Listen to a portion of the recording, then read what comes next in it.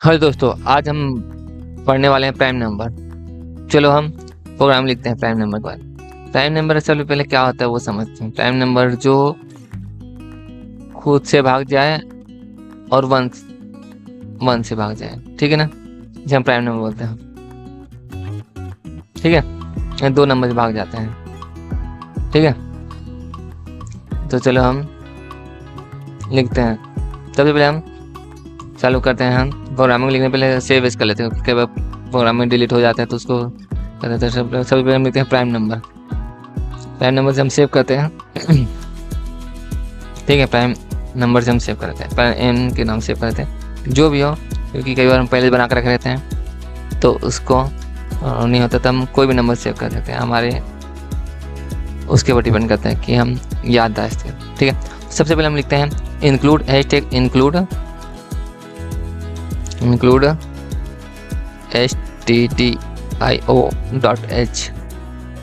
ये हमारा header file है, यानी इसकी लाइब्रेरी फंक्शन बोलते हैं, लाइब्रेरी बोलते हैं। ठीक है, फिर होता है conio.h, ये भी हमारा कंसोल इनपुट आउटपुट होता है। ठीक है ना, हेडर फाइल होता है। ठीक है, अब हम लिखते हैं हमारा मेन फंक्शन। वाइड में एक मेन फंक्शन है। ठीक है, मेन फंक्शन है। अब हम फंक्शन को ओपन करते हैं कर्ली ब्रैकेट के साथ। अब हम यहाँ पे इंटीजर डिक्लेयर करते हैं।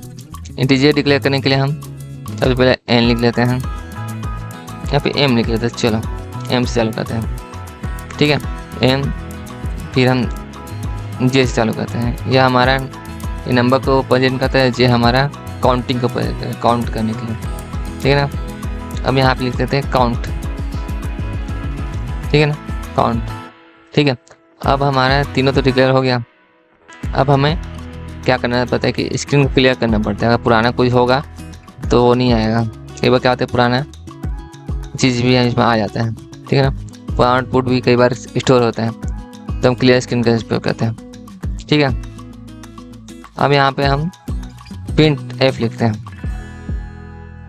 प्रिंट एफ क्या करता है, जो हमारे पहले से ही आउटपुट दे देता है, पहले से आउटपुट दे देगा कि, ठीक है, यहाँ कुछ लिख देते हैं, लिख सकते हैं कि प्राइम नंबर लिख देते हैं। प्राइम नंबर फ्रॉम 1 to 100, क्योंकि 100 तक निकालते हैं तो यहाँ पे प्राइम नंबर आ जाएगा 100 तक। ठीक है ना, अब यहाँ पे इसको बंद कर देते हैं। ठीक है ना, 100 तक प्राइम नंबर आएगा तो उसको हम न्यू लाइन भी दे सकते हैं। न्यू लाइन में देना बहुत जरूरी है, कई बार वहीं पे डिक्लेयर हो जाता है, तो न्यू लाइन में डिक्लेयर करेंगे। ठीक है, स्कैन एफ। ठीक है, परसेंटेज स्कैन एफ देने की जरूरत नहीं है, क्योंकि हम इनपुट दे नहीं रहे हैं, क्योंकि पहले से हम बोल दें कि 100 तक लिखाना है। तो हम सबसे अब फाइल लूप चलाते हैं। फाइल लूप चलाने के लिए हमें चाहिए, फाइल लूप चलाना के लिए हमें काम करना पड़ेगा। पहले हमें एम, क्योंकि हम एम काउंट नंबर को डिक्लेयर करें। नंबर कहाँ चालू होगा, 1 से। ठीक है ना, 1 से चालू होगा। फिर एम को कहाँ तक चलाना है, 100 तक। 100 तक का ही चाहिए ना पार्ट, 100 तक का ही हमें प्राइम नंबर चाहिए, तो यहाँ पर 100 लिख दीजिए। जब 100 या 100 से बड़ा होता है तो ऑटोमेटिक हमारा वहाँ काउंट बंद हो जाते हैं ना, वहाँ से नहीं होगा। फिर यहाँ पे एम बराबर हो जाता है, एम प्लस प्लस कर देते हैं हम। ठीक है, अब हमें काउंट करना है 0 से, काउंट 0 चालू करेंगे। ठीक है, काउंट हम 0 चालू करेंगे हम। ठीक है, काउंट 0 चालू करें। अब हमें एक और लूप चलाना है, फॉर लूप। ये काउंट करेगा, हमें काउंट करेगा आई बर एन, यानी हम जे लिखे हैं, जे चालू होगा 1 से चालू होगा, और जे बड़ा है इक्वल टू एम से, यानी कि यह एम को फॉलो करेगा। जब तक एम जे एम से बड़ा और बराबर नहीं हो जाता तब तक यह लूप चलते रहेगा। ठीक है, हो गया। बस अब हम फॉर लूप को चालू ओपन करते। फॉर लूप को चालू ओपन करने के लिए अब फॉर लूप ओपन होगा, इफ करेंगे। इफ में क्या होगा, अब हमें पता है कि अब यहाँ पे मेन कॉन्सेप्ट चालू होता है। एम डिवाइड होगा जे से, जे से अगर डिवाइड हो गया 0, डिवाइड होने के बाद उसका शेषफल 0 होगा। ठीक है, तो फिर क्या हो जाएगा, वह काउंट यानी वो प्राइम नंबर है। ठीक है ना, ठीक है। फिर और काउंट 2 बार काउंट करेगा, यानी तो काउंट 2 बार करेगा।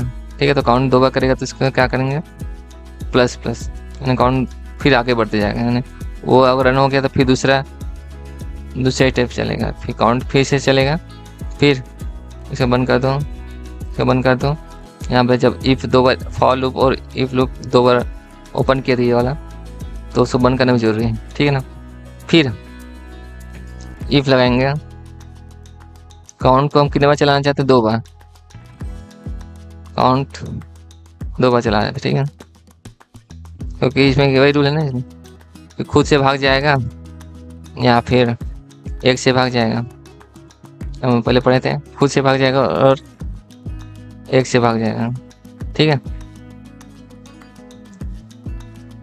फिर ना अब क्या करेंगे, इसको फिर ओपन करेंगे। ठीक है, यहाँ पे हम प्रिंट देंगे।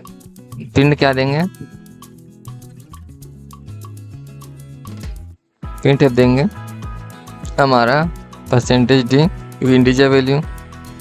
इंटीजर वैल्यू हम यहाँ पे आउटपुट दे रहे हैं। ठीक है ना, तो हमारा इंटीजर आउटपुट दे हैं तो एफ आएगा, एम आएगा, क्योंकि आउटपुट हमारा एम ही है। यहाँ पे ब्रैकेट क्लोज हो जाएगा, फिर एक और ब्रैकेट क्लोज हो जाएगा, क्योंकि हमारे 2 ठोक, एक इफ का क्लोज किया और अब ठीक है ना काउंट किया। ठीक है ना, फिर आप यहाँ पे गेज करो, यानी हमारा गेज का मतलब उसको होल्ड करके रखेंगे हम, प्रोग्राम को होल्ड करने के लिए होता है। फिर इसको कर दो, फिर अब हम मेन फंक्शन को बंद कर देते हैं। ठीक है ना, ऐसा प्रोग्राम तो सेव हो गया। चलो इसको हम कंपाइल करके देते हैं। ये कंपाइल हो गया, यानी इसमें हम 0 एरर बता रहा है। कंपाइल का मतलब वो एरर को खोजता है, कुछ एरर तो नहीं है। ठीक है, चलो रन करके देखते हैं। देखिए यहाँ पे सीधा 2 है, 3 है, 7 है, 5 है, ये बता रहा है। ठीक है ना, ऐसा है।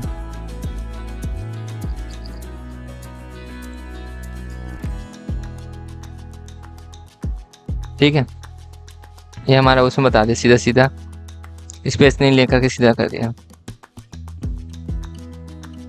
स्पेस को अगर स्पेस को हटाना है तो यहाँ पे ना हमें ना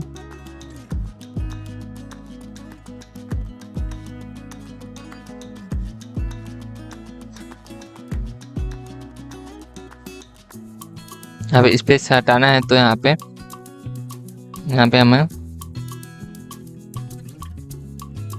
5 करना पड़ेगा, तो स्पेस हट जाएगा। ठीक है,